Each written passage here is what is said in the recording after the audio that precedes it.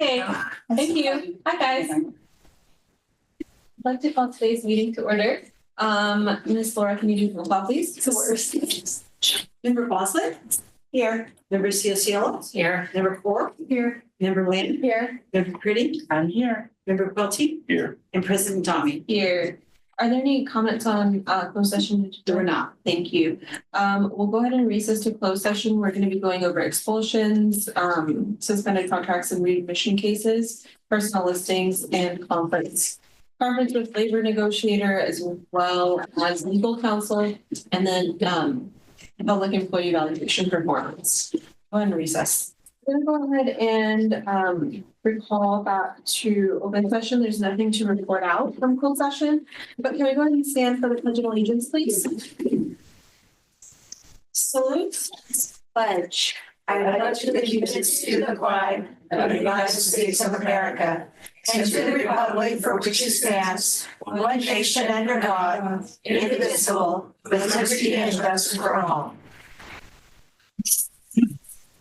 Okay, are there any requests for agenda reorganization? I guess we can come back to that piece too, since member CSCL is just going to be a couple minutes late. We'll go ahead and start to student reports. We'll start.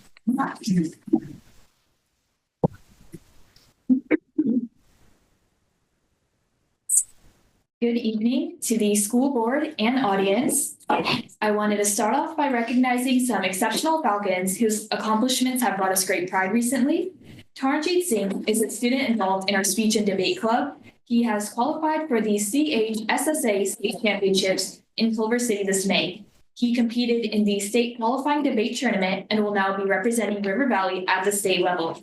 And this is truly exceptional, as this is our speech and debates first year back in competition after nearly a decade. So we're very proud of him and our speech and debate team for all their hard work. Another Falcon I would like to recognize is Bryce Kinnerson, one of our FFA officers. He is advancing to the state speaking competition in the FFA Prepared Public Speaking Contest, where he delivered a speech on water use in California, specifically looking at the Delta Conveyance Project. He will be representing our school and FFA at the state level next month. Also from FFA, Emily Pantlick and Angelo Gonzalez are state degree recipients. This degree is awarded to students who show a high level of commitment to their FFA and to agricultural education. So we're very proud of these students and the dedication they've put in. River Valley has had a very busy few weeks. We just finished midterms last week and are excited to say that we are on our last quarter of school. Now we are going we have back-to-back events to end the year in a fun way. 2 weeks ago, we held our annual prom expo. Our seniors modeled the various new styles of dresses and tuxes, where we unveiled this year's prom theme, which is Emerald City. And we even began selling prom tickets. It's a really fun event to be a part of and to watch, as it lets students get an early sneak peek into prom. We are having our annual Falcochella next Friday. It's usually in May, but I think having it earlier is preferable and better for our students. We'll have a spring spirit week that will lead into the dance. Falcochella will start off with a festival with various food trucks and entertainment like game trucks, yard games, hair tinsel, face painting, and a lot more, and then lead into the dance, which ends the night. 3 weeks after that is Saturday, April 26th, our prom.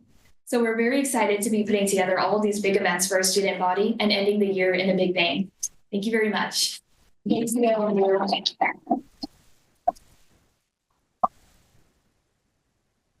Good evening, board and audience. I just wanted to say, these past 2 weeks have been long weeks because we've been doing our CAS testing, and our juniors have been working really hard in finishing CAS testing, and today was our last day for juniors and seniors who didn't take it last year.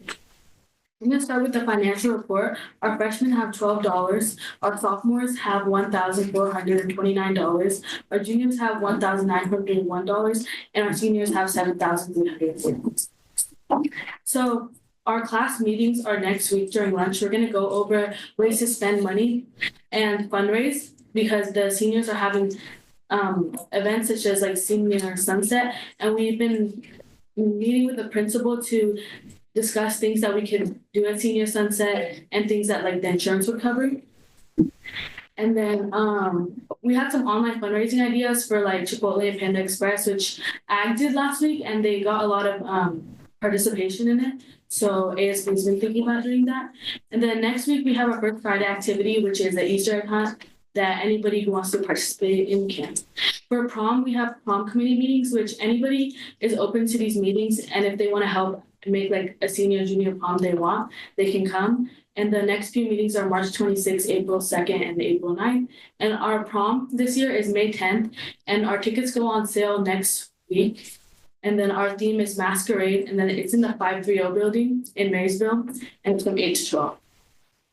Our annual food fair is coming up. So our food fair paperwork is now available. And then our ASB applications are available next week. And they're due by April 29th. Last week we visited ASB senior class. We visited Berry School. It was good. We got a lot of student engagement, and we taught them what ASB was about and why they should join ASB when they get to high schools. A lot of the 8th graders were really interested, and they asked a lot of questions. And then lastly, our students, I think today they received their CTE interview scores. So the students in like sports med and culinary classes and other CTE pathways, they received their scores for when they did their interview. And there was a lot of good feedback on there and things that they can work on. That's it.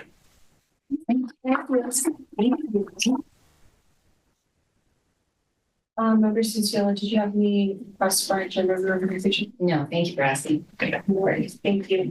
All right, number 10, site recognition, Lincrest. So I am thrilled to be able to introduce Jessica Rogers from Solution Tree and Principal Sarah Nowinski. Lincrest Elementary and the staff, some are in the audience, have been working really hard on professional learning communities. And this, I believe, is the first time a school in Yuba City Unified is being recognized by Solution Tree as a promising practice school. So Jessica, I'm going to turn it over to you. Thank you so much. And good evening, Board of Trustees and Cabinet and members of the audience. I'd like to bring everybody who's here from Lincrest Lions, come up to stand behind me, please.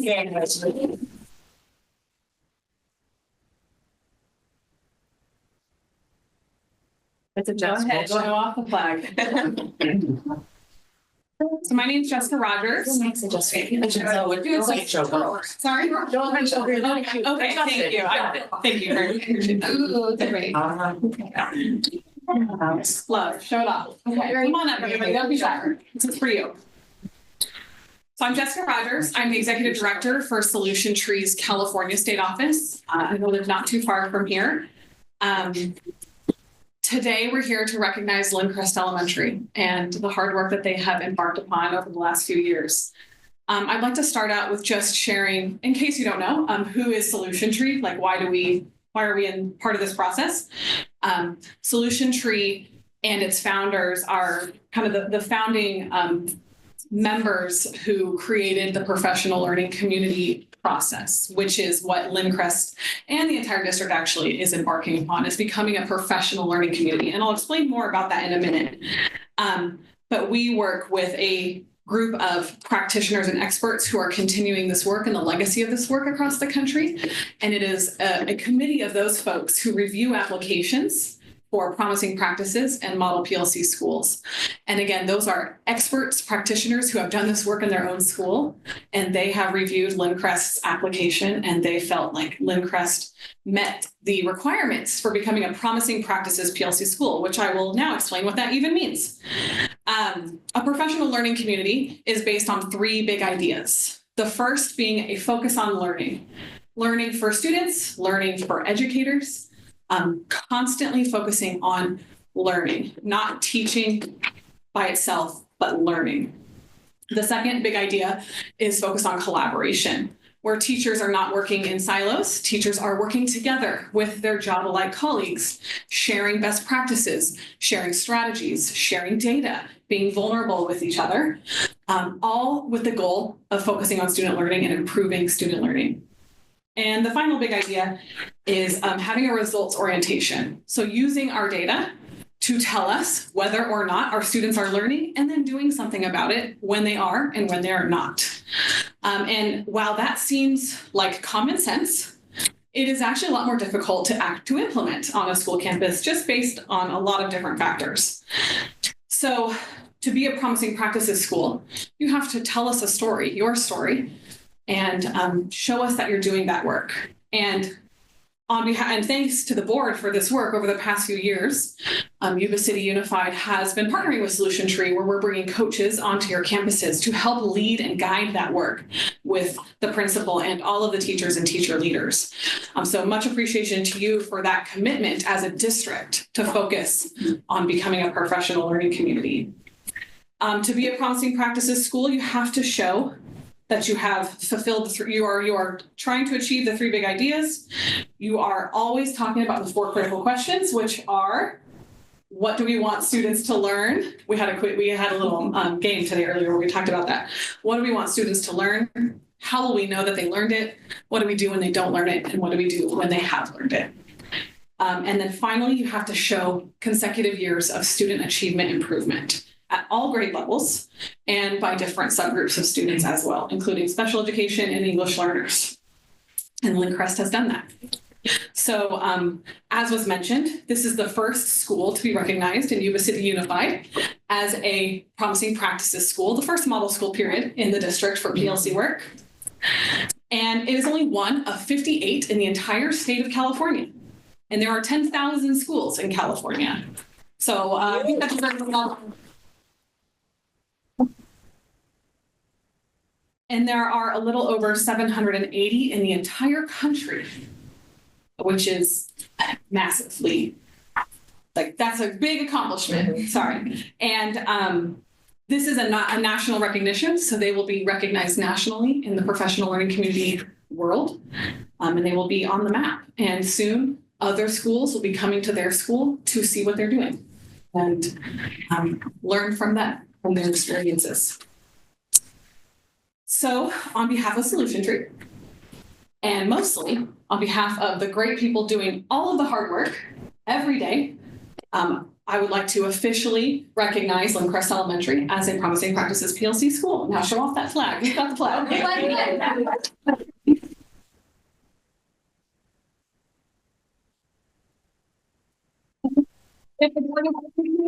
We'd love to get a picture of the board with Lincrest Elementary and staff with the flag. If that's all right? We'd love to get a photo op. We had to do a picture earlier. Brag about you. And share with the world. Come on, gang. Do you want them to come over here? We can stand up and however y'all want. we come right in there. If everyone wants to come in the center. Great. We don't do the hard. That sounds great. Yeah, they should be in the front. I got your back. Yeah, my daughter works there. And he's We love superintendent. Doreen, you should. You're fine. You got This together. One of us on each side. Okay, are we good? Yeah, you're Might good. You're good. Might just need some folks to, there we go. Okay, there is. Okay, ready? You're ready. Cheese. Smile. Cheese. So Courtney, thank you, everybody. Congratulations again.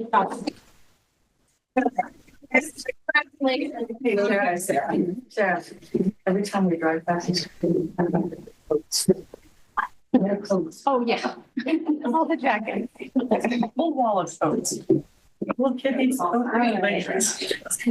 Grab one. So to continue on in that positive trajectory, we have staff recognition. We are actually going to pull that tonight. Oh, And just so, yes, so we're pulling that tonight, and the employees will be here at the first meeting in April. Sounds good. Thank you. Okay, reports, facilities discussion. Yeah, so it's time to start really getting serious about talking about the district office. We are on a lease, and the lease ends December of 2026, so it's less than 2 years. Sounds like a lot of time, but it really isn't when it comes to this kind of stuff. So we wanted to start that conversation, get some direction. I would, my big picture comments are, it would be nice to get a permanent solution instead of leasing. And right now we're on a sublease, correct? Oh, yeah. So let me explain a little bit of the current situation. So the old district office and the portables that kind of made up that square footage. The portables were, I don't know, a big portion of our entire square footage, but they were just at end of life. They were falling apart. So we made the decision. This opportunity came up. This is leased by U City Community College, or UV Community College. And it's all set up with a boardroom and the office, and even the cubicles in there were all ready. So they were looking to get out of the lease. We needed a solution, so we subleased from them, and we were subleasing at a below market rate. It was kind of a win-win for us. But now we're at the next stage where we need to start thinking about a more permanent solution for the district office. So we just wanted to have this discussion, start getting some thoughts from the board of what we should be pursuing. I think there's, it would be nice to get into where we own a building versus lease, in my opinion, and I think the welfare of the district. Building versus buying. Building is really expensive for a school district. We have to pay prevailing wages, and so if there's anything that we can find out there to purchase that's already built, it would be the least cost to the district. So we just want to start looking at solutions, and we don't have, and we want to start bringing some things back to the board to consider. What is the current lease? How much do we pay a month? We pay rent goes up on July 1st, and we pay roughly $217,000 a year for the lease, plus expenses for the common area, and that's I forget the dollar amount there, but I believe it's somewhere in the neighborhood of $50,000 a year, but I could be a little up on that one. So like 270 would be that's a reasonable approximation. Yeah. And I could, yes. Because under the market value for leasing, is that correct? Yes, that's, we've had some discussions with the owner, so they want to either get into a long-term lease with somebody or sell the building is my understanding of the situation. I don't know, more than that necessarily, but they want a market rate versus, so UW College is subleasing to us less than they're paying. So we're not even paying the market rate as of a number of years ago. 2016, I think, was the original lease. So it would be significantly more expensive if we went out to lease this building or a company. Question. Yeah. While we're in this one, is there any possibility of looking at financial feasibility of remodeling our the old DO? I mean, we own that building outright already. But you'd have to add significant square footage. But yes, there's a possibility of looking at that. So that was actually something, Shelley, we had looked at several years ago, and there were completely different board, but it was the thought process of the remodeling of the old district office as it exists now, plus the need to bring in portables to house all of the supplemental programs that were housed out there that are in here and over there. So there was that conversation about that. So that's a possibility. But I think what we're asking for is direction to bring some ideas back to the board for consideration. Well, that would be one idea. Let's take a look at what it would cost to remodel, add on, whatever, because we already own the property. It just seems to me that would be a cost efficient way, perhaps, although I understand prevailing wages and all that, but to just rent is just pouring money down the drain. I agree. So, Yeah, I think that's an option. Obviously, it's a natural option to look at. Is that versus, there's several ways to kind of move forward, and so we just want to start the conversation because we're going to have to really start moving on this and start bringing ideas, thoughts, analysis back to the board to have this conversation. Well, you're bringing this forward, but I'm pretty sure before you just threw this question out, you also did research. Oh, yeah. Am I wrong? You're right. And? Well, I don't want to speculate because, to be honest, to get to numbers that we would discuss here in an open session, I want to have some professional opinions behind that. Again, I think we can. I think we could be in an ownership position for a lot less money than it would cost to lease property on board. So that's about as much as I have today. I mean, I'm all for exploring options. I think it's nice that it's just over a year and a half from when our lease ends, you know, to be able to look at that, because it took us a little bit of time. I mean, I know our tech department was phenomenal, just Facilities. yeah, facilities, but just getting everything retrofitted and whatever else needed to be done. The turnover time that it took for us to transition over was really, It was a lot of work. yeah, and it was done very, very efficient. Oh, they did a great job. Tech and maintenance did awesome to get us into the. And I agree with Shelley too. I think that, you know, possibly if you can, in one of the options that you present back to the board, take a look at the district office. I know that would mean the tech department would need somewhere to go, because that's kind of what's. What we would need, and that was what we were exploring, where there was going to be a need for several portables to be placed where they were previously in order to be able to house the district office and the staff that were there for, and now kind of spread, you know, multiple buildings. Sure. I guess. I do know that a lot of teachers would be happy if a lot of the tech people were back at school since. Yeah. Just saying. Okay. And how big is this upstairs suite? About 15,000. I think it's more like 11. Well, so we don't utilize this room a ton, but without this, it's in the, I don't know, 10, 11. Well, I mean, Evan's furniture just vacated. Okay, and that's Really funny. It actually sold already. Oh, did it really? Yeah, it's already. Inquiries. Darn it. Come on, Scott. So they really did go out of business. I just thought it was a marketing technique. No, they had- That was going on for a long I time. was storing cheap. Oh, yeah. All right, well, I mean. Joanne's is closing. That's too small. So,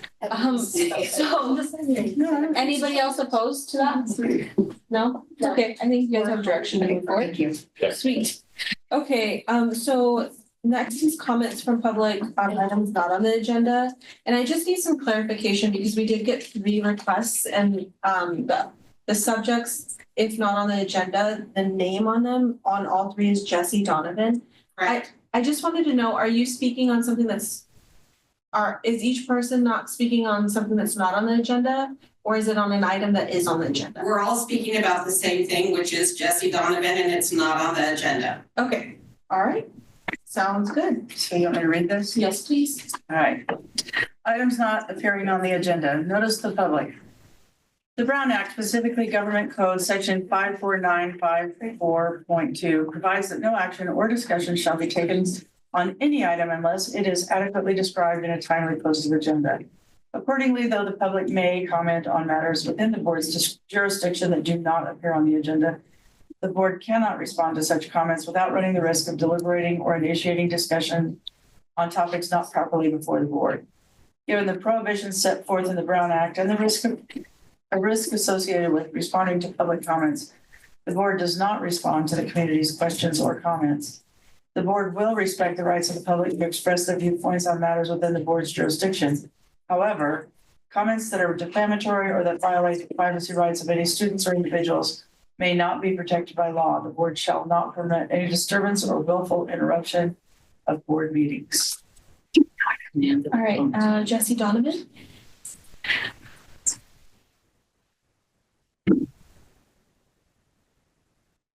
Good evening, school board. I'm here for my CTE pathway cord for fashion design too.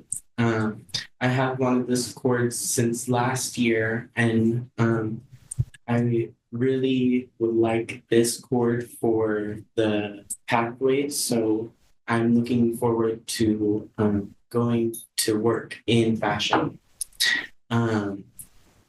We had to do a resume, big job application, and I had turned everything in, and I go to, I'm co-enrolled, I go to YC and then I go to AP.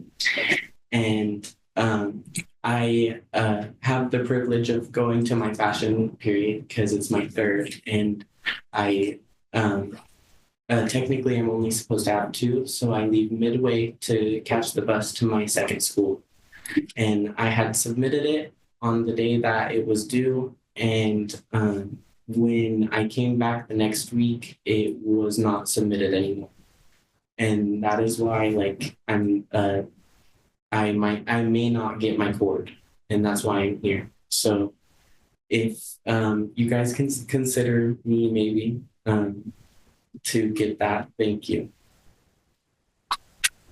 Thank you.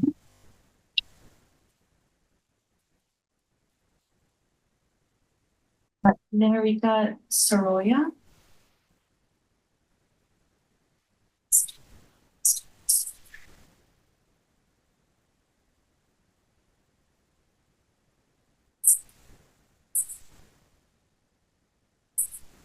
Good evening, school board and audience. I'm here to share my support for Yuba City High School student Jesse Donovan. In case you don't know, when completing a CTE pathway to get your cord, you have to submit a work-ready portfolio with a resume, cover letter, letter of recommendation, resume, cover letter, and job applications in that specific field. Jesse Donovan, a classmate of my fashion class, applied for the cord, completed all the documents in real time, and on the day that it was due, asked me for help, and I offered my help for him to merge all the documents onto one document for him to submit. While I completely helped him, we finished everything, and once we finished, I watched him turn it in, shut his Chromebook, and in order to make the bus to Albert Powell, he closed it and was in a rush. When we came back the next week, we were told that it never submitted. We're not sure what the issue was. Maybe he shut his Chromebook too quickly, but we just want to make sure that he's able to get his cord. He's followed all the rules with getting a CTE pathway or completing the pathway. He's completed all of the requirements, and I think that he really should get his cord, and I would love for you all to consider it. Thank you.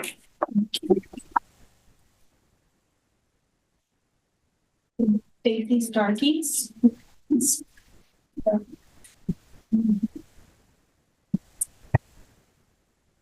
Good evening. I'm also here on behalf of Jesse Donovan. We have gone through all the proper channels. We've spoken to the principal. We've spoken to Martin, and I came to the district office to speak to somebody else. You are all in a meeting when I came that day. They took my name and number. No one ever got back to me on it. Jesse has worked very, very hard, and it is a travesty that nobody is fighting for him. I am the only one, aside from Jesse himself and Naharka, that are doing anything for him to try to get his cord. His teacher is out on leave until June 1st. She's having to have surgery. So she is not here to speak on his behalf. She is just as upset as I am. I'm an aide in that classroom. Jesse is a phenomenal student. He is hardworking. Jesse was sitting right beside me. I also watched him hit submit. They were where all the students that day were trying to submit. It was the day that they were due. He hit submit, he closed his Chromebook, and he left because he had to go catch his bus. And it did not submit. And again, we don't know why that is, if it was a glitch, if he shut it too quickly, but it's unfair to him that he did all that work. And just because it didn't submit, he's being punished for it. We would appreciate the board's consideration in this. We're really at our wit's end. He really deserves this cord. He's worked very hard for it. And it would just be terribly sad if he did not get it. And so we're here to ask that you please consider that. Thank you for your time.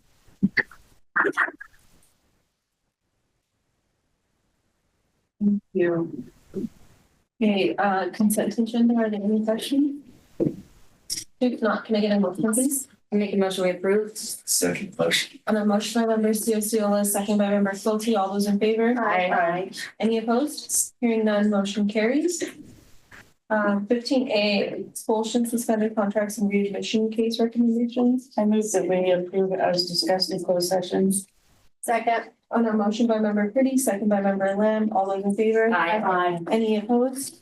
Hearing none, motion carries. B, board policy 2121, superintendent contract. I bring forward for second reading, as you can see on the final page, page 398 of the packet, others 464, is I think because of the confusion in the language and trying to condense it, I think the EDCO language is clearer, and I'm hoping that it makes more sense now and not the condensed version. So I request that this policy be approved. It makes more sense on 1 and 3, or I guess A1, and then there's 2, And then there's B. and then there's B. Okay, so, but we need to change the way the subject is written, right? Because it's part of our policy instead of ed code. That would be just grammatically, right? But, because it says the governing board, right? Instead of the board. So I appreciate getting it right from ed code. So seeing that, it looks like to me, A is not an either or issue, A, and then there's 1 and 2. Number 1, you can't do a termination without cause at a special or emergency meeting of the board, right? That's the right paraphrase. 2 still says mostly what the original said, which was, okay, so I don't know if this is and or if it's 1 or 2, or if it's just, hey, these are both part of it. And 2 still says you may hold a regular meeting, right? For the purpose of terminating a superintendent or assistant superintendent of the school district or both without cause during, and here we go, any month in which a regular meeting of the governing board is not scheduled. So at least it clears up the fact that you can't have a special board meeting, but it still says that you can't call special or an emergency one, but you still have to call a meeting in a month whereby you don't have a regular meeting scheduled.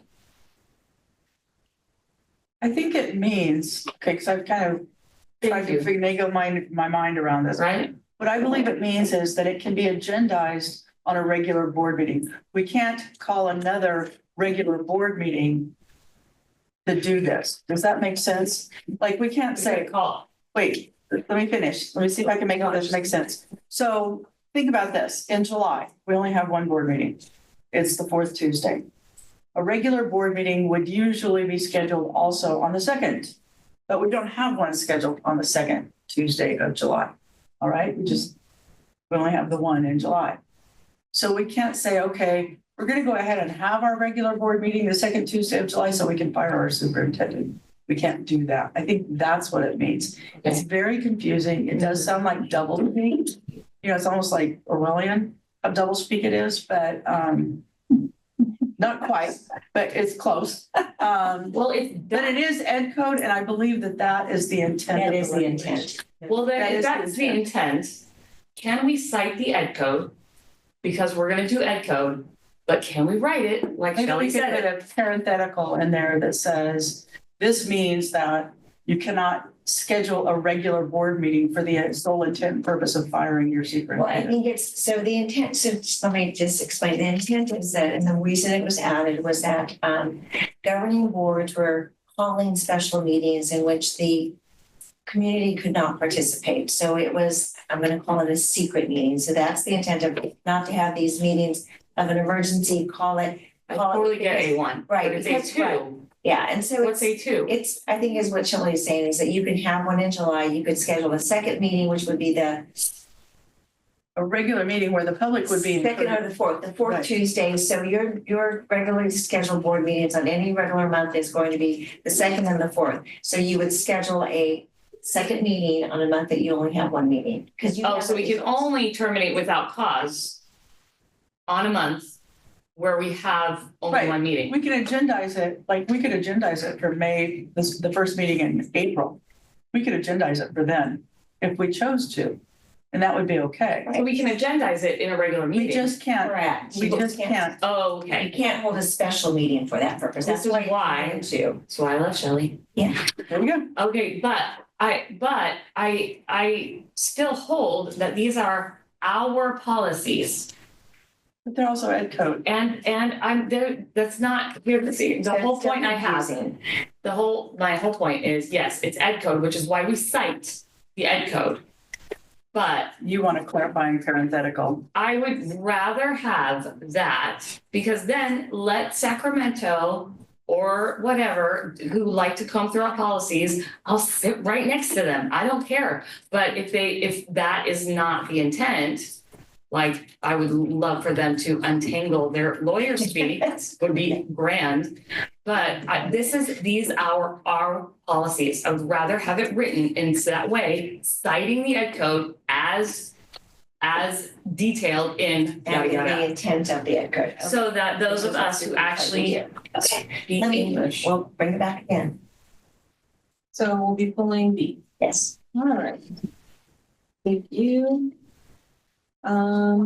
C, board approval for Sutter County probation contract for the 25-26 school year. So as you know, we have probation officers on Yuba City High School, River Valley, Gray Avenue, and then we also have one that is our truancy officer. I believe there are 4 officers separate, And so this is the contract for the 25-26 school year. It has actually gone down in cost because of just the cost of the officers. So we are making a recommendation. We continue with our probation officers. Has there been, like, when we look at the need for our school district and whatnot, we've had this program for a long time. I remember having discussion about the probation officers and their roles, responsibilities when I first started on the board. Have you guys identified a need for more? I don't know that there's been an express need for more. I know that we really have worked hard with probation to define their roles. So they're more intervention than they are, So that's what we appreciate. And then also they're seen as part of the campus. I don't know, Tina, I have not heard a request from our probation officers at any of the other sites. No, we haven't had any requests for those in the last 3 years. I've been. Okay. Yeah.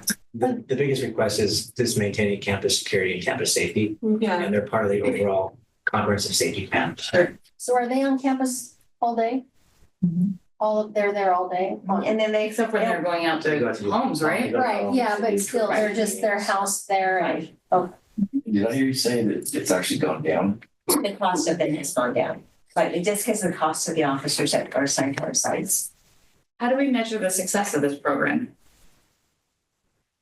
So I think that in terms of the interactions with the students and the fact that they are working to decrease some of the serious behaviors, and I think based upon the feedback from the LCAP committee regarding the work that they're doing with our students. So part of that is this is funded through LCAP funds, and so the LCAP committee continues to see the need not only for our probation officers, but our SROs.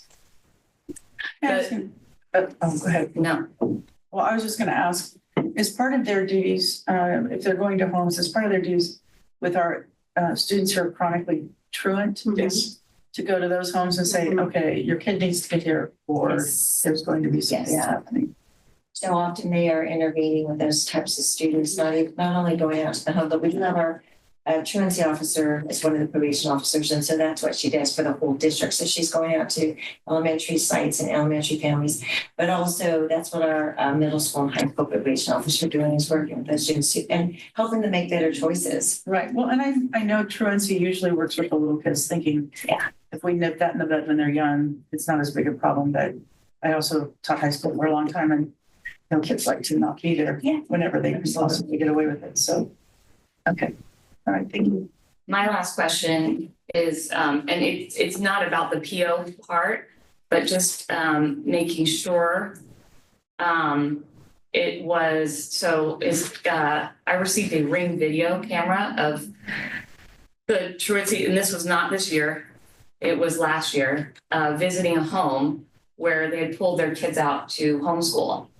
And the truancy officer and the accompanying school individual were not up on the law on filing affidavit and gave the person the wrong information about, oh, you have to file your homeschool affidavit before you do this and that. And that's actually not true.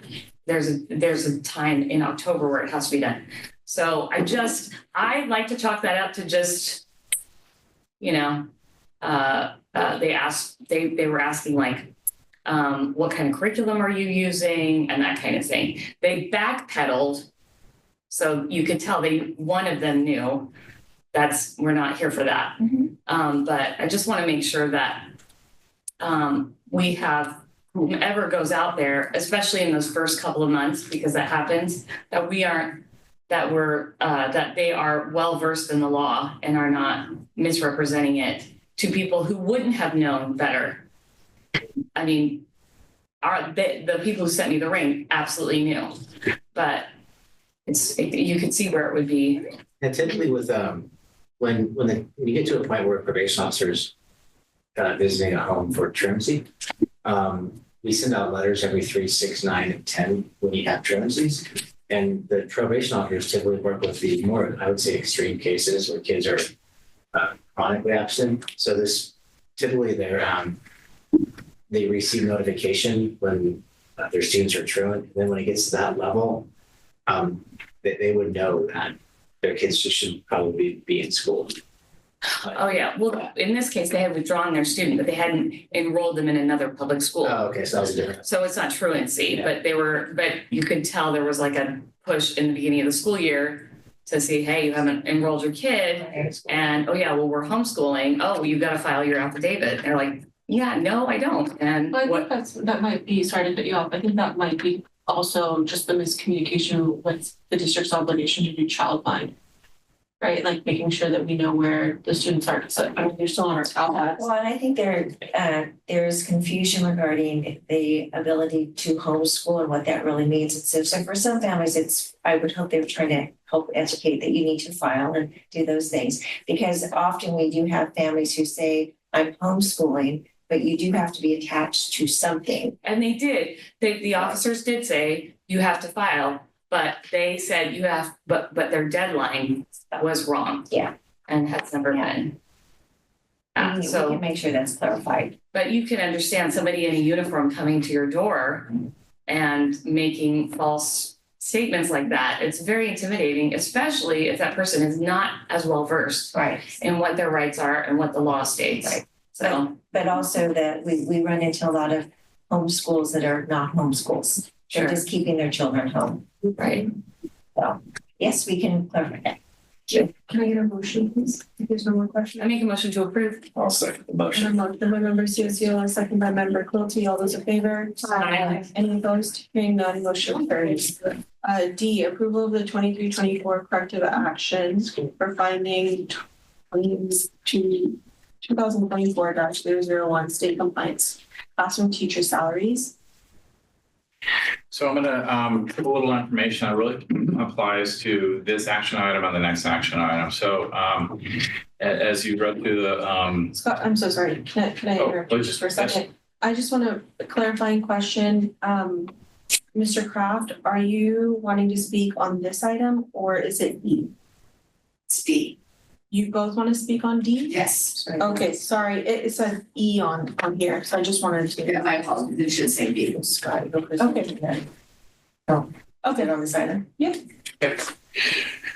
So as you look at the board material, there's the audit finding. So this first part is approving just the audit finding, the corrective action. So there is a requirement on school accounting to spend approximately 55% or more of current expenses on teacher salaries. And so we did not make that criteria. In 23-24, we missed it by 1.4%, which is about $2.7 million. And in that finding, it also says it's a repeat finding, which is accurate. We had a similar audit finding the year before, 22-23. And also, just as a reminder, first of all, we have every intention of, working towards meeting this requirement. And so we'll talk about that. During the period of 22-23, we did have a settlement with our bargaining units of over 11.5% of salary. And that's a little bit, somewhere in the neighborhood of $8 million is the dollar amount that we did not get credit for in the prior 22-23 or 23-24. Kind of what I'm getting at is in one of these years, we wouldn't have had an audit finding if the auditors would have given us credit for that. Say that one more time. Just that number. Little over $8 million for teachers for the YCTA bargaining. Yeah. For which year? So this was for 22-23. Okay. Yeah. Sorry about that. I wasn't right. Go ahead. So it was interesting. So we had the audit finding, and then the auditor said, well, we should have had those dollars in our 22-23 expenses, which they made us do in the final in the audit, but it didn't change the fact that there was still an audit finding. So it's a little strange, but anyways. So we need to look at this, figure out the root causes of this, and then work on a plan of making this a better situation. I know you're going to hear a little bit more about this from Dina on this topic, and what we've talked a little bit in cabinet. I think we can dive into the information to see. Some of this has to do with some of the restricted dollars that one-time restricted dollars that we've received, COVID dollars we still had. Finishing off COVID spending in 23-24. We're going to just kind of take a look at this. We'll bring you some more information about all this, and so we can work towards finding a solution going forward. Can I just recap and just make sure I understand what you're saying? Mm-hmm. So there was money that was spent on teacher salary for 22-23 that should have been reported for 23-24? They weren't recorded in 22-23 because we settled really late in the year. Right. Okay. And so it wasn't captured in 22-23, which resulted in the audit finding. For 22-23. Yes. And then the auditors made us actually restate those figures in the audit report. Didn't go back and take the audit finding away, but which would have, if those numbers would have been in there, there wouldn't have been audit finding that year is what I'm getting at. Oh, but it doesn't change 23-24, which is what we're talking about now. That is correct. Okay. It just changes that we just have the 1 year. Really, if we're talking about truth, it's just the 1 year. That's correct. Okay, thank you. But it doesn't change the fact that we need to look at this and find a solution to move forward. So so we're going to look at that, and I believe that in May we can bring some information to the board and start working towards solving this. I really don't like hearing we're working toward when it's something in ed code and we've already missed the audit twice. I understand that there was one-time money and everything got confused. There was a big kerfuffle, all the COVID stuff, all the COVID money, one-time funds, not one-time funds, ongoing funds. It got really confusing for a lot of people. I understand that. But not paying our people what the state's the one that gives us all the funding. And the state through ed code says teacher salaries are to be at 55% or more. And for them not to be, to me, when teachers say they want to be respected, following the letter of the law as far as ed code is concerned is the least we can do. I understand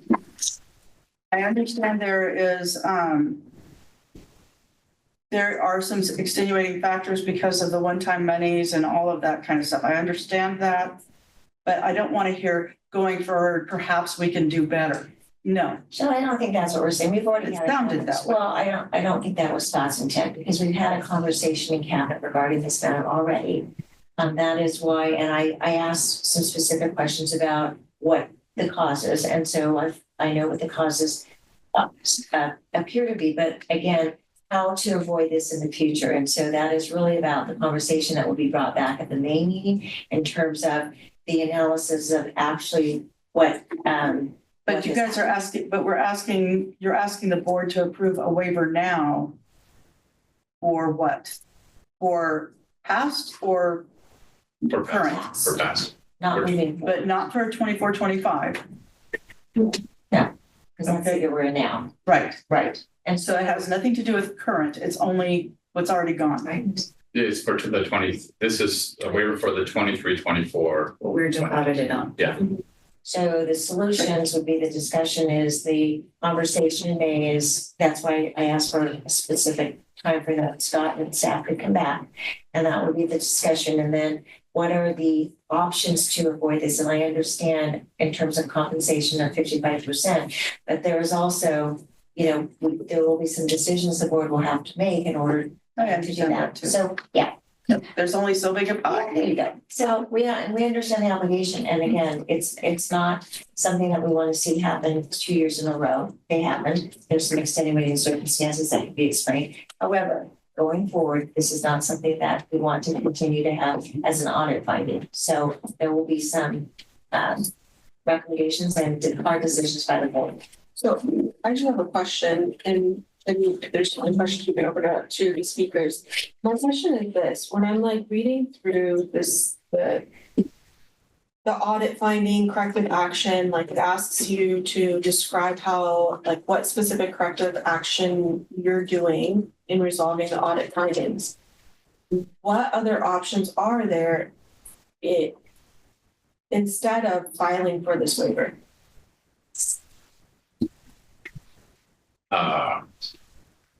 What would be other potential solutions as opposed to? Well, their solution, I think that right now is that I would ask that we wait until May for their solutions to be brought forward as possibilities. But right now, so there's a dollar amount that's associated with I'm going to call it the gap, the percentage of gap. So I think it's 1.4%. Right. And so there's a dollar amount. So the application of that, which is about $2 million. 2.7. Right. But, right. No, I don't think I'm being clear enough. Like, I guess the question is, okay, we have this ding, right? Mhm. To me, I just want clarity. So we have this ding on us for whatever reason, one-time funds, whatnot. I'm not debating any of that stuff.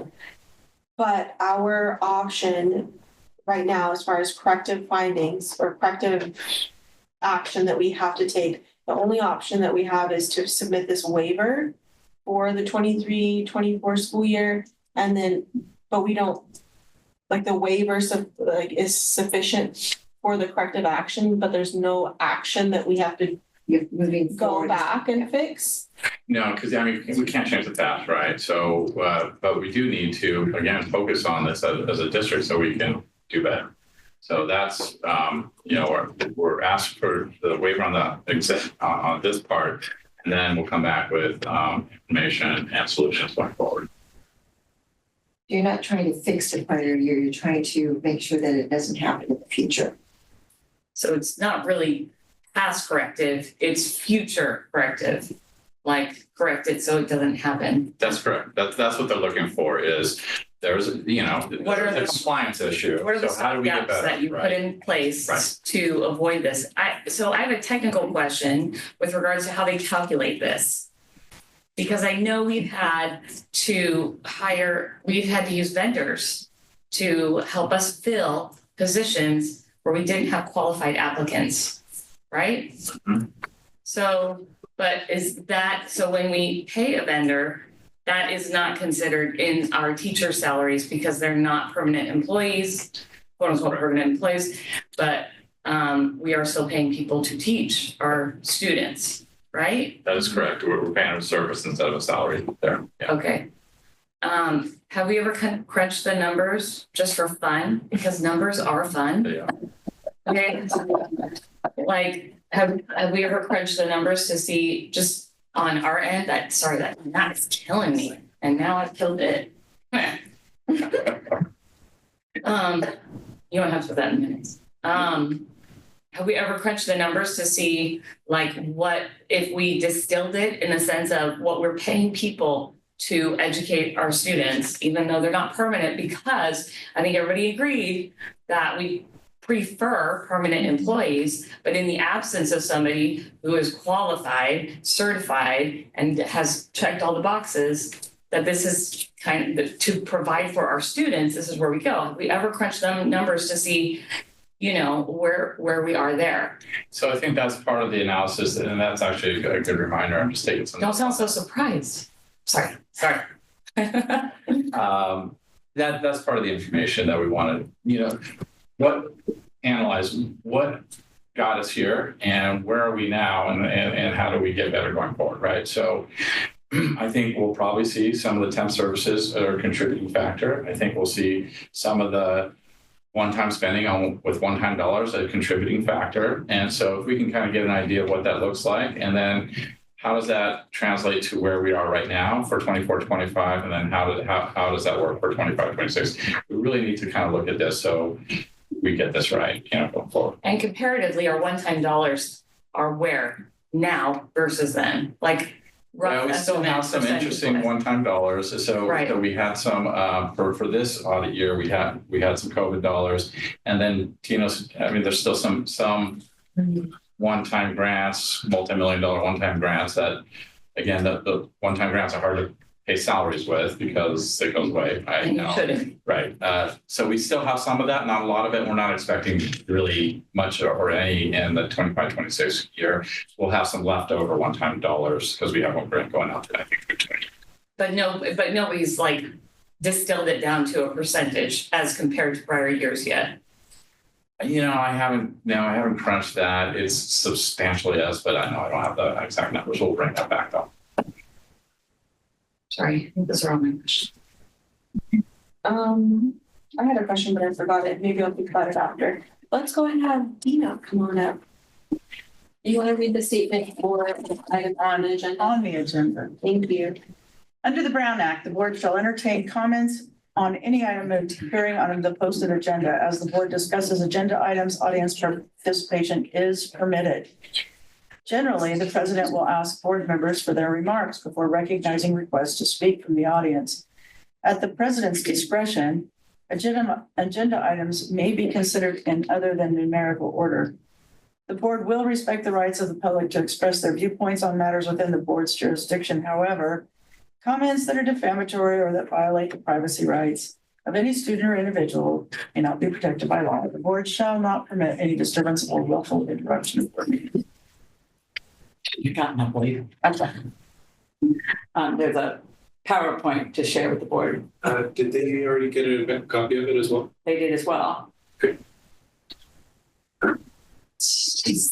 Amy, you sent it to.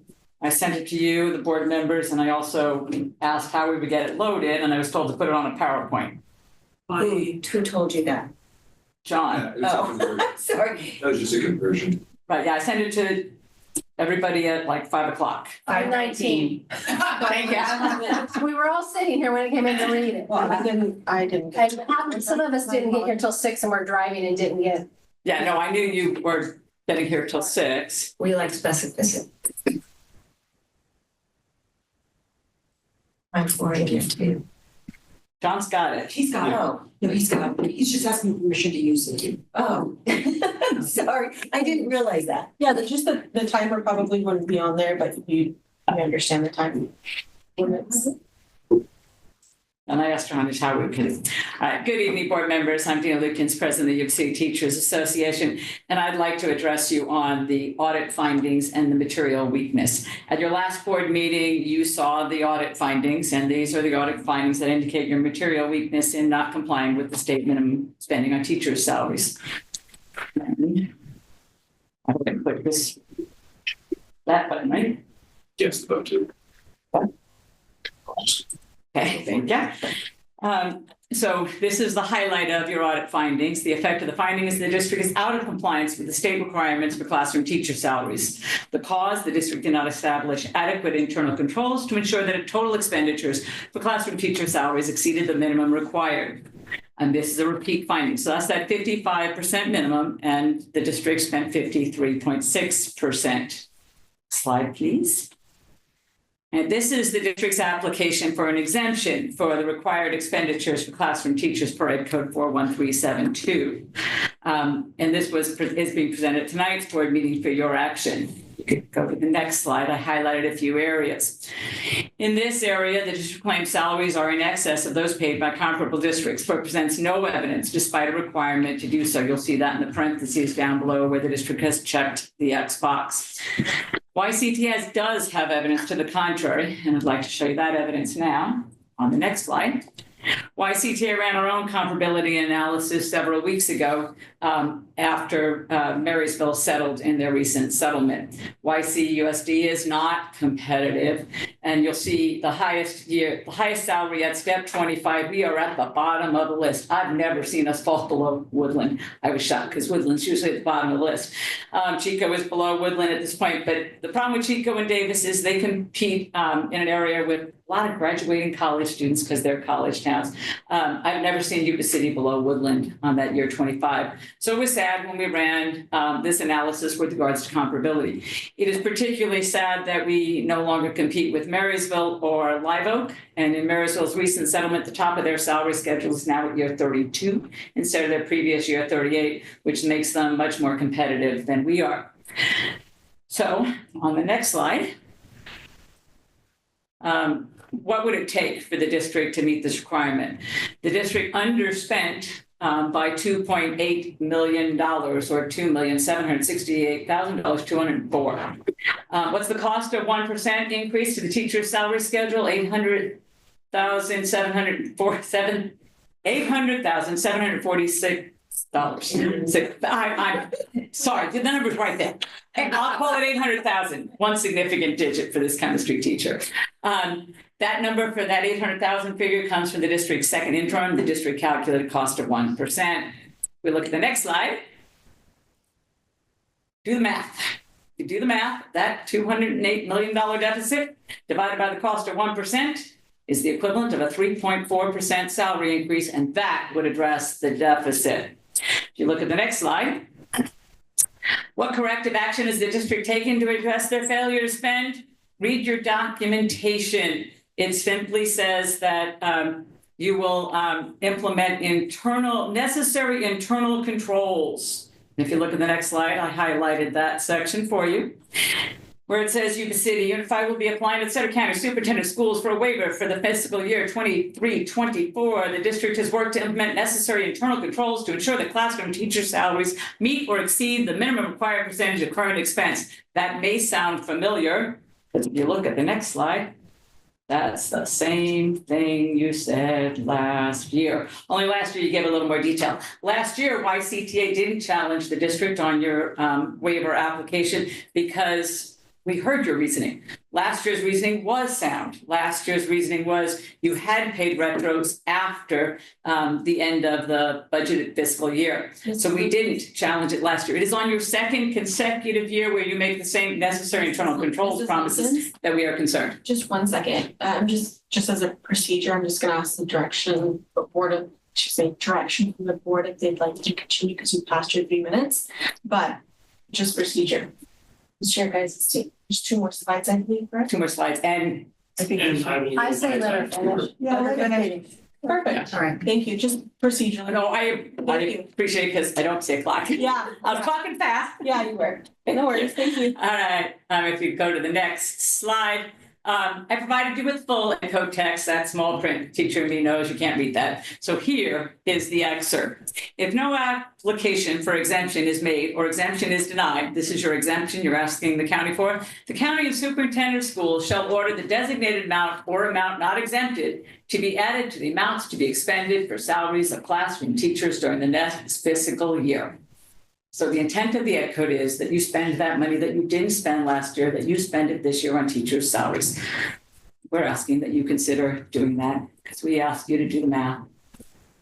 Look at the deficit, look at the cost of 1%, and consider what you will negotiate with us. We will be at the table on Thursday. Thank you.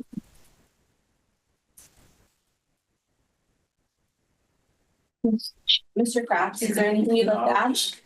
Okay. All right. Thank you so much. All right. The only question that I had just as like a follow-up was what the ramifications would be to the district, like if this was to happen again. Like, because I know when we're looking at, budget and all of that stuff, it's a 3-year, you have to be fiscally solvent, whatnot, in other aspects of the budget, right? And you can get doing in different ways, but is there, do we know what the ramifications? I gotta be honest with you, I don't know the answer to that question, but I get the answer to that question. Okay, cool, thank you. Any other questions? Okay, can I get a motion for D? I make a motion we approve.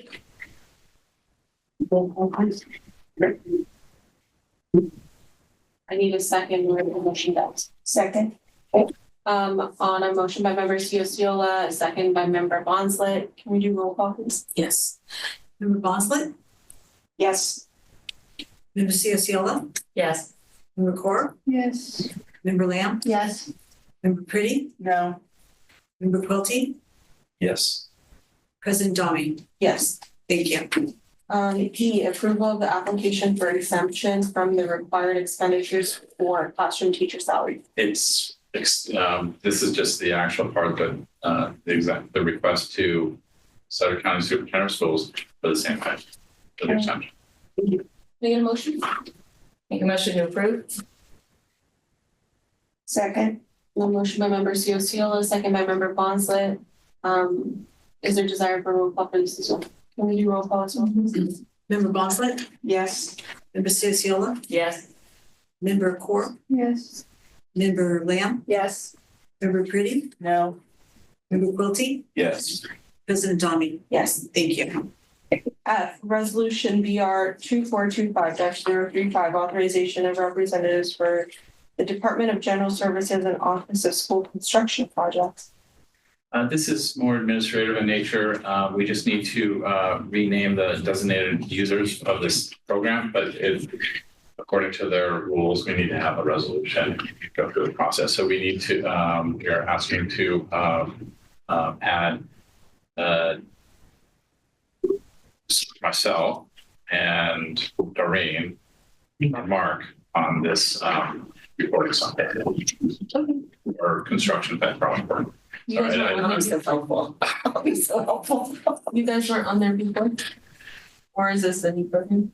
I wasn't on there for sure. Oh. Okay. Yeah. All right. Any questions? Can I get a motion? I make a motion we approve. I'll second.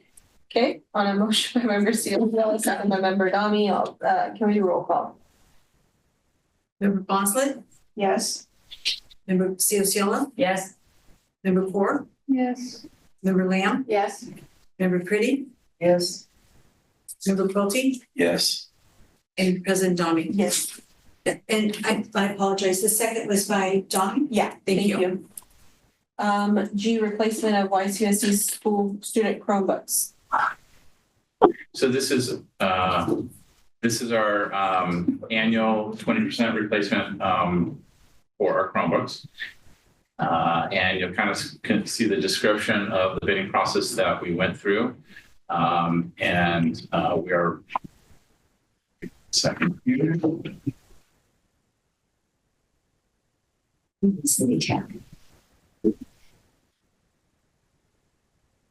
Sorry, I had to read through my own notes here. So there's a couple of disqualifications on the bidding just because they didn't have everything that we needed in the bid. That left CDWG with the lowest responsible bidder on this on our 20% replacement. That's what we're recommending. And that's what we're asking for approval on the board. Can I ask a question? Yeah. I know with our school, like we also have one-to-one devices. And we just had to purchase new laptops as well. But our kids aren't that bad as far as trashing them, but they do. And so I just wanted to ask, are we consistent or do we have a program in place where if a student damages, we're actually holding them liable for the chargers and for the actual devices themselves? That's a good question. I would have to check to see how much we enforce that with Fidelity. We treat it just like a textbook. Yes, they do. They treat it like a textbook, but It's checked out to them. It stays on that account till they go to graduate and you figure it out then. What you're gonna No, I mean, that's great, like that, I know it. They do keep account of what they lose or damage, Okay, well, I'm just asking like. but it's now very that hard to we've get the gone money back. To the one-to-one devices, I'm just asking if we are enforcing it. Because I would like to see enforcement if the students are destroying the devices, whether it's accident or not. I'd just like to know, and you said you can get us information on that, that's great. Absolutely, yeah. Any other questions? Yes. Okay, so we have done a 20% replacement rate. What is the report on the actual need for it? I mean, as far as the audit of the actual devices. And here are the 20%, and here are the serial numbers of the 20% that were, and then we regain the 20%, refresh it, right? And then we take into inventory the 20% that we replaced, checking them. And I mean, because I know that there is a margin there. There's a margin there because there are ones that wear out prior to the 5 years and ones that wear out. It's not an exact science. It's not, yeah, neither, yeah. Anyway. So I can double check with technology to see kind of where we're at with this. We're not going to surplus until we get the new ones, right? Because we need to take those in and then. Right, but once we take them in, like, is there a staff member who's like checking them for, thank you. All right, for, usability or making them substitute Chromebooks or. Yeah, that's pretty much exactly what we do. So we take them in, we kind of assess what the condition is, a large majority of them are really going to be end of life and not that good, but some of them will be used for damage and replacements and temps and loaners when kids don't come to school. So that is what we do with the excess ones is fill in where we need to just to make school operational. I'm not sure if it would be what else I can say to that or bring back, but that's what we do. Well, I already, as 1/7 of the governing board, I already despise this because there have been 26 academic studies that have shown that students who learn from a paper textbook retain 92% more. And in an age where we're struggling to read and write and math scores, et cetera, I don't know why we aren't following the science.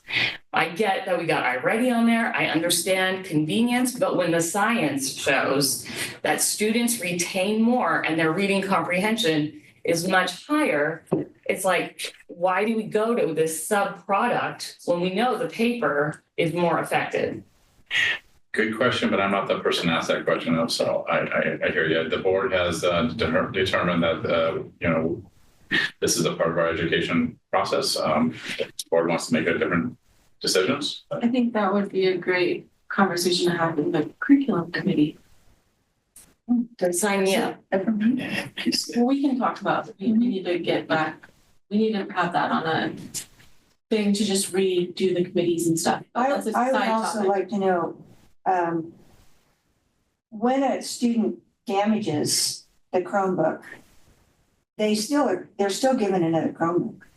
We're not going to deny their education, right? I know. Yeah. That would be I know. And that, so there really is no consequence. I mean, you can say, well, yes, they're checked out to them. I mean, I know that they're checked out just like this, just like the textbooks, but when they're damaged, when they click off every key on the Chromebook, which happens, they are still given the next day, they're still given another Chromebook. You're correct. Just as they would be given a textbook. I know. So that's and I get it, it's a frustration. But they do put them on, I don't know if they do this still, no, I haven't been in a high school in a while, but they at that point, we would put them on a not clear list and you lost privileges. Okay, but we're talking about a third grader that does this. Oh, yeah. Third graders. They've got a long way to go before they graduate from high school. I agree. Elementary students. Yeah, we can get information. We can do it information. We can gather information about how effective are how effective is it in terms of what which grade levels are having the most issues with having damaged Chromebooks.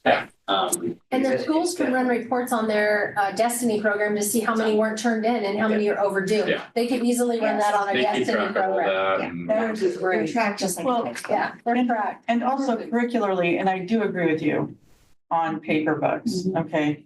So do 20. I'm a lover of paper books. However, the world is going to not go backwards. And technology, like it or not, is a fact of life. Unless or until, I mean, the matrix happens and we're all, I don't know, made into batteries for AI. So, AI. The matrix goes really well with Allegory of the Cave, and I used to teach it all the time. But anyway, we're not going backwards. And if we do not, I mean, it's a fine line. It's a very weird tightrope to walk because they have to be exposed and learn how to use technology correctly without forgoing the best practices in learning. So that is a huge question that just getting rid of Chromebooks for third graders is not going to solve. Right. Well, no, I agree with you. It But I needs to be- liked what you said. Why can't we use a combination of both? Right. Which I understand. And back in the dark ages when I was in school, we had computer classes where we learned those. And I don't think we're in danger of students not being able to know technology. I think most of our third graders help program universal remotes for us. So that it's where I'm always going to go on, where I'll always go on, is what is the best learning, because that's what we're here to do. Right, is to make sure that our students are learning well and retaining. And when all of the studies and everything is showing this is the best, the more technology you have in a room, the less they comprehend it, the less they're actually learning. And yet we just keep pulling the lever on more and more smart boards and Chromebooks. And so I would like to know that. All I want to know is that we're having those conversations, that we're looking at the studies and saying, yeah, the world's going that way, but I'm not in charge of the world. Like I have 1/7 of the rule for this district. And I want the students to read and to comprehend in a way that makes them competitive worldwide. And so when I see the studies that say paper is best in those categories, then yeah, that's the house I'll build. That's the side of the fence I'm going to build my house on. But I do understand. We do have so next Wednesday at 4:00, I did invite my invited grade. We have a technology committee meeting, our first one of the year, and in that meeting we're specifically addressing artificial intelligence in regards to supporting teachers. So I've been inviting a handful of teachers to be part of that committee. So we can start moving forward in terms of talking about what our board policies will look like moving forward with teacher and student AI use. Is this going to address the plagiarism? Well, remember that thing we went to at YCUSD, kind of that direction. So we can have some voice from the teachers. Awesome. So I guess we can circle backward to if you guys are interested in that, because I know we still have to go through duties and figuring out who's on the committees, but just as it pertains to this particular agenda item, I know we kind of digressed a little bit, even though they're interconnected in a lot of ways, but I think that's a bigger discussion to have as far as curriculum and as a whole. But as far as this particular agenda item goes, well, standing board policy is we replace 20% each year. Yeah. So I move that we approve. Second. Okay, on a motion by member Pretty, second by member Bonsley, all those in favor? Aye. Any opposed? Hearing none, motion carries. H, Alevo Summer Intercession 2025.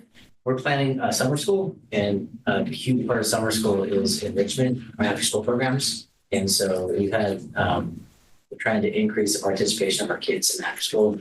We provide them different opportunities with not just PE, not just physical education, but also athletics, art, and we've been working with Alevo, and they've been really helpful with our staff on providing additional enrichment. So we're seeking approval to use Alevo at Bridge, Linecrest, Riverbend, and Terra Buena. Those are our 4 elementary school sites for summer school. Any questions? So is there a reason we're focusing on elective items instead of like recapturing learning, focusing on academics? That's just one piece of it. They still have the academic enrichment as well. Okay. This is an additional activity. Oh, but they want to have fun in the summer? But so we have the academic enrichment in the morning, 8:30 to 11:30, then they have lunch, then they go to enrichment in terms of like Fun stuff. Yeah. Okay. Yeah, I motion to approve. I'll second. Motion by member Pizziola, second by member Pretty, all those in favor? Aye. Any opposed? Hearing none, motion carries. ZTAG, after school enrichment. So this is a new enrichment activity. Like I said, we're trying to increase our enrollment in after school, trying to get kids more physically active and engaged in after school enrichment. And so with after school currently, we have academic enrichment, which you alluded to. But we also have physical activity, and we want to kind of increase the kids' levels of engagement. And so ZTAG is basically a system where it uses like SEL learning, academic learning, and they basically it's kind of like tag, but it's digital tag. And it's actually a really cool engagement activity for kids. It gives them another option in after school so we can get kids more engaged in the program. Kids really love it, actually. I've had, we've used this in our after school program. Can I get a? Oh, I have a question. Okay. So why are we, this is going to sound dumb, but hang with me. Why are we trying to get kids more interested in after school program? Enrichment, academic enrichment.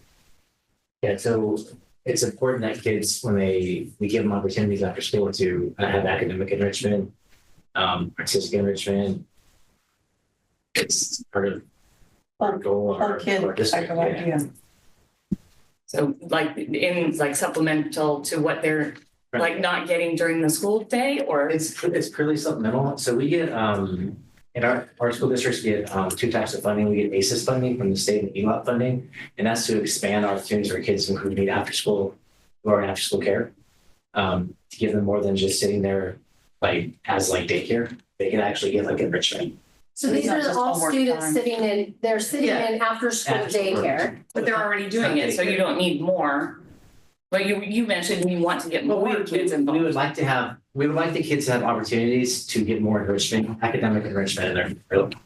Yeah, we would like more kids to have that enrichment opportunity. Most kids go home to no academic enrichment whatsoever, most kids. So having this as an after school just kind of reinforces that learning can be fun, that it's not all just drudgery. I mean, it's not just sit here and do your homework, it's engaging and it gives them more to do. I mean, teachers are having to cram so much because of what's tested, and I know that's one of your favorite things. They're having to cram so much of that into the school day that there's not really a lot of time during the school day for a lot of this ZTAG type of stuff. So this just adds that back in.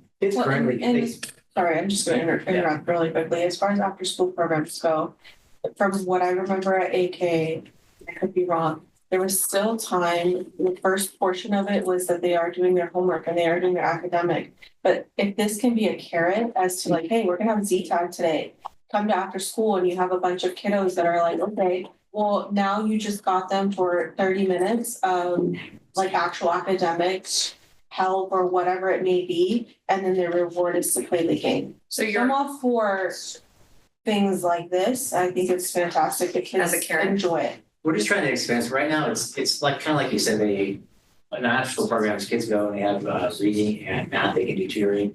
They can do their work. But that's if a kid stays there from 3 to 7 to 6. They usually leave around 4:30. It's a long time to be in an after school program and just be doing work. So we want to kind of expand our opportunities to give them in the opportunities. ACES program, there is a component of recreation that's required. So I think we're trying to look at not just the academic component, but there's also the physical recreational component that we're trying to add to the programs. So is this ZTAG physical? Mm-hmm. Definitely. Okay. Yeah, it's burning calories. I just heard a military guy and you say that. You're yeah. I would definitely. I should use that. So you're trying to attract those who need what would you call remedial assistance to the after school program, or are you just come one, come all? Yeah, it's open for everybody. They actually if you look at our enrollment, kids who are foster and homeless, typically this is a high priority for us because those kids don't go to a home really, or the homeless kids, they go to a hotel, they go to a motel. We want to get those kids targeted to like be part of this program. But yeah, it's just another opportunity for engagement with kids. So instead of just doing the homework, they get to do Z-Tag. We started doing the culinary this intersection where we do culinary experiences for kids. It's just expanding what they can be exposed to. So they're ultimately more engaged in school. So we know when they get to middle school and high school, their engagement like levels off. And those are the kids who are like below grade levels. They're not engaged in school, they're not in a club, they're not in athletics, not in dance, not in performing arts. And they kind of just fall through the cracks. And this kind of gets them like some sort of niche. They get to be more plugged in. Yeah. Maybe a little more plugged in. So is that something that, we could just come by and experience for ourselves? Absolutely. We'll bring it to the board, next board meeting, you can demo. No, I don't want to play the kids. Can I get, if there's no more questions, can I get a motion, please? I make a motion.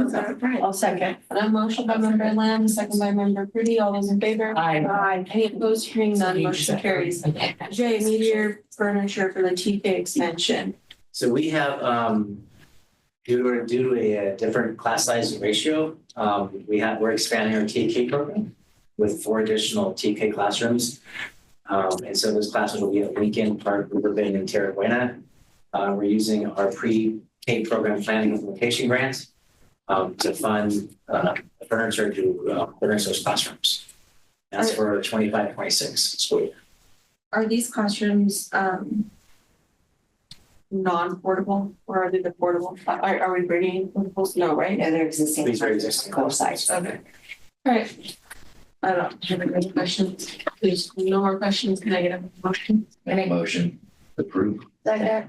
Motion by member Quilty, second by member Lamb. All those in favor? Aye. Any opposed? Hearing none, motion carries. Board report information or discussion. I just have, wait, no, that's in comments. Never mind. You didn't, did you get them? I'm sorry. Is this time for Did we just do the furniture? Yes, we did. Just did that. Yeah, we just did. You seconded it. You seconded it. No, but what about this one right here?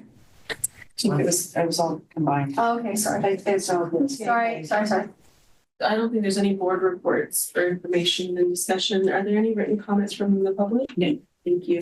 Comments from employee representatives? Did you? Good evening, board, staff, anybody who's on our Zoom audience. I'm Mercedes Giraldo. I'm the president of the California School Employees Association here at Yuba City. And first of all, I'm going to start by saying, wow, Stacy Starkey, proud paraeducator up there advocating for her kids and her students, and I really appreciate that. We need to, sometimes these kids need a little extra advocate for them. We are still in negotiations and still working through our job description task force. We kind of skipped a meeting on that, but we'll get back on track. Our reclassification meeting, our committee will meet with the district on April 4th to review any requests for reclassification. I was the only paraeducator that was able to go to the conference this year, the paraeducator conference. Unfortunately, and I spoke to this before, is that the district's policy about having to put out the money up front by the employees, our paraeducators can't afford that. They're young, they don't have any money, they don't have any credit. I'm old, I have lots of credit, so I could afford to go, right? Waiting for that check in the mail though to pay off those credit cards. I just put all that stuff up. But anyway, I took classes on inclusion partners in the classroom. One that I found really, really interesting was understanding children's behavior and moving from survival to executive function. That was by Dr. Cheryl Williams Jackson, phenomenal speaker. I went to one of her seminars last year and went again this year. Very, very motivating, very engaging, knows her stuff. Another class that I took that really, I didn't really think a lot about, and that was growth mindset. And now as I'm talking to students and even when I'm praising them for their good work, I'm kind of rephrasing that so that we have that growth mindset. So I think that was, again, eye-opening to me. I wish more people had the opportunity within the district to learn about growth mindset, because I see lots of people not practicing that. I did cross-cultural sensitivity in the workplace, neuro-affirming strategies for students with ASD and ADHD. Phenomenal conference, and I do thank you for allowing me to go, and I'm hoping that next year we can get more paras that we can go and fund to go up front. On the replacement Chromebooks, we have many staff, classified staff that don't really have access to technology in their work sites. Even sometimes paraeducators, they're kind of like trying to borrow a teacher's computer to check their emails. So if we have surplus of those, I'm sure that some paraeducators and some other classifications could probably benefit from that, maybe just to check their emails to get notifications from the district, right? And Kristen, just wants you to know that I work in six classes, 5 of them academics, 1 strategies, and every single one of them uses either textbook or worksheet, something that they're physically interacting with. One class, they do their homework on the Chromebooks just to input it, but they still have to write it down. And very little Chromebook book use in the classes that I work in. So you'll be glad to know that they do have textbooks. They are really using them. So, thank you.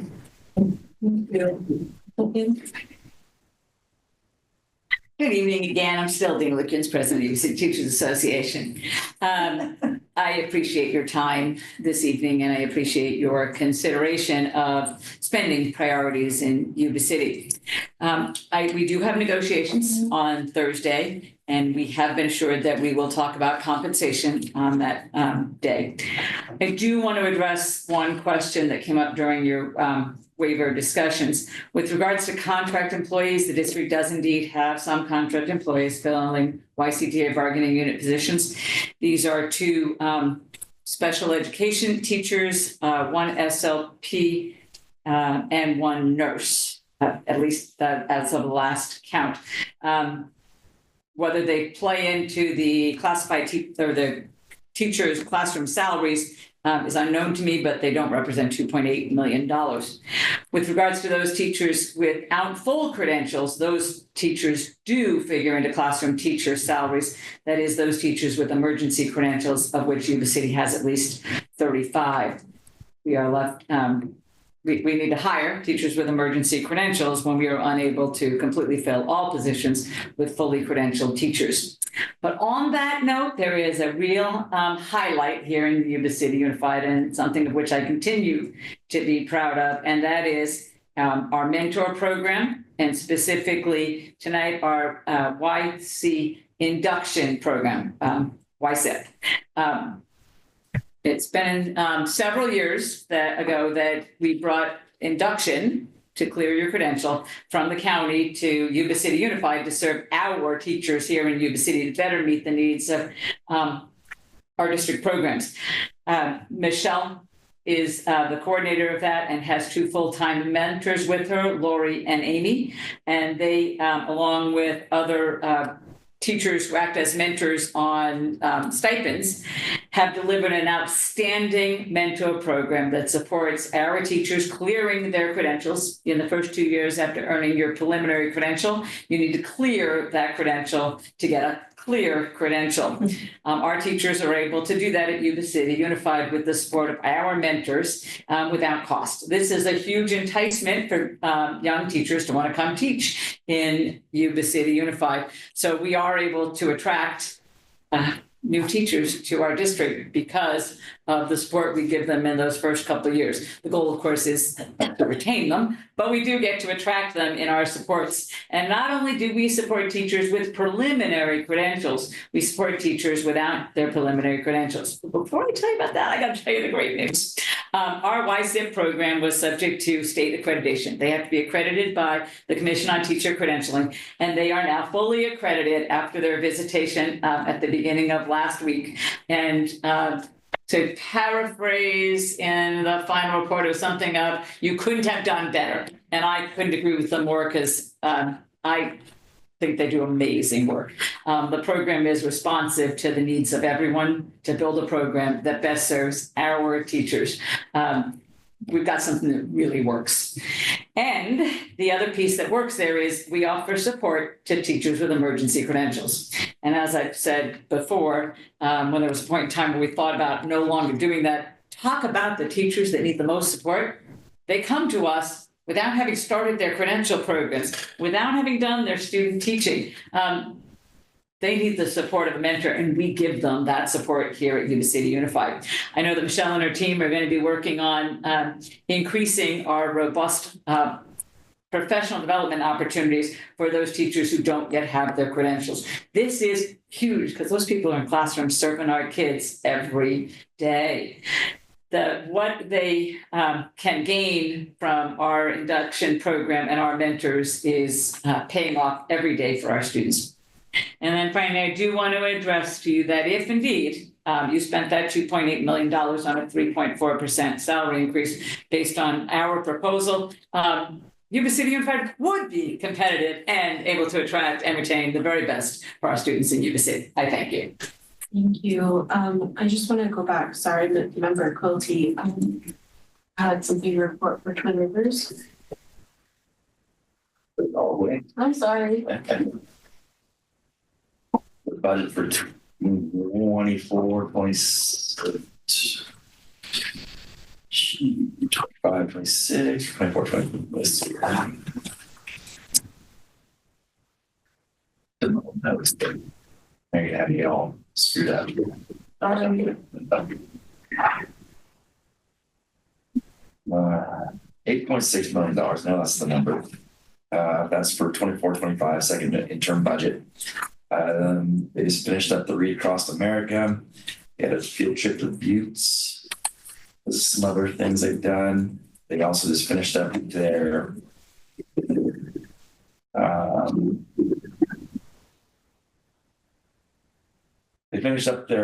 lottery, and they had some interesting numbers in the lottery.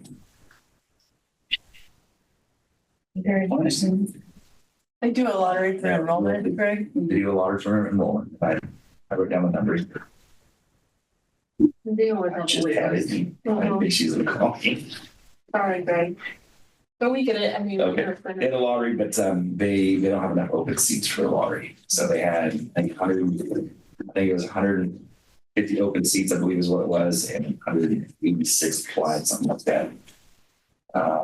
It's pretty normal for them though, isn't it? They always have more applicants than availability. Yes, and I have the number right here. It's like, okay, she's not gonna call me. The board is listening to you right now. I know. Yeah, they're just. So, it's right here, but that's it. Okay, thank you. If I have the numbers again, I'll repeat it, but that's it. No worries. I wanted to report out on one thing. Sure.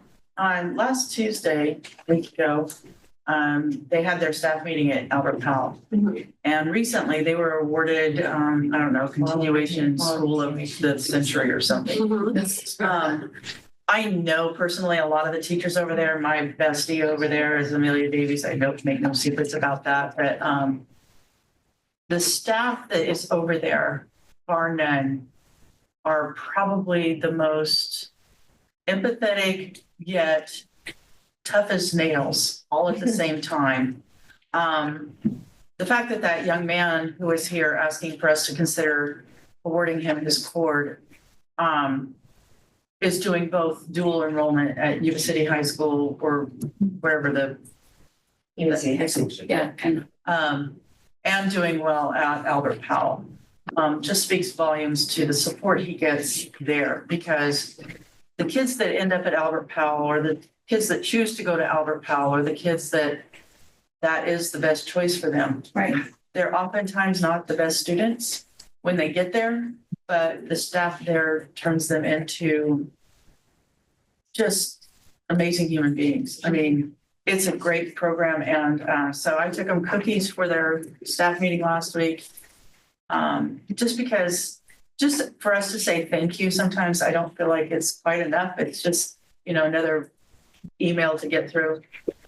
So took them some cookies and said, congratulations, you guys rock. And I just love seeing my team there. So. Are there any other board comments?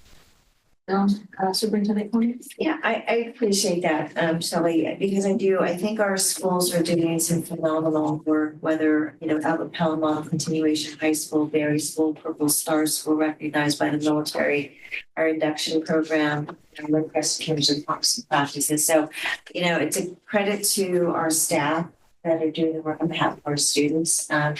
Right, it's just, it's recognizing the work that they're doing, and I agree, it's, how do you celebrate, but they are doing amazing work from our classified staff, our certificated staff, and our administrators, so I do think that they are doing some incredible work, and I've been trying to share, because every week there's something new that they're being recognized for, so appreciate, but thank you for going out to Cover Pal. So they'll be recognized on April 26th down in San Diego on the carrier down there. They're having a celebration down there. Yes. That's very cool. Isn't that kind of fun? Yeah, because that's cool. Do you get to go? I do get to go. Nice. Good, as you should. Do you have a board member you need to take with you? I think Greg's already volunteering. I No, go. I found my numbers there. Oh, there you go. I just had them there. I was looking right at them. I just want to go on the midway. So the 88 for end of August or end of February was 96.19. So I was off my numbers. They had 184 applications for their enrollment with 49 open seats. Wow. They were proud of this because their wait list is now higher than their first year of enrollment they opened up. So they were pretty proud of that. So I knew I had something. Was this there? Awesome. Yeah, there you go. Okay, we're gonna go ahead and recess back to closed session. There you go. Thank you. Thank you. All right, we're gonna go to the call to open session. There are 2 items that I need to report out on. The board voted unanimously to agree to pay a claimant for the damages of $677.09 to their vehicle. However, the district denies liability for the incident. And then on a second matter, the board voted unanimously to reject this claim and gives the claimant notice of this denial. That's all we need to report out. The next board meeting will be on April 8th at 7 p.m. Here at the district office. Can I get a motion to adjourn? Make a motion to adjourn. Second. On a motion by member Pulte and a second by member Bonslett. All those in favor? Aye. Aye. Any opposed? Hearing none, motion carries.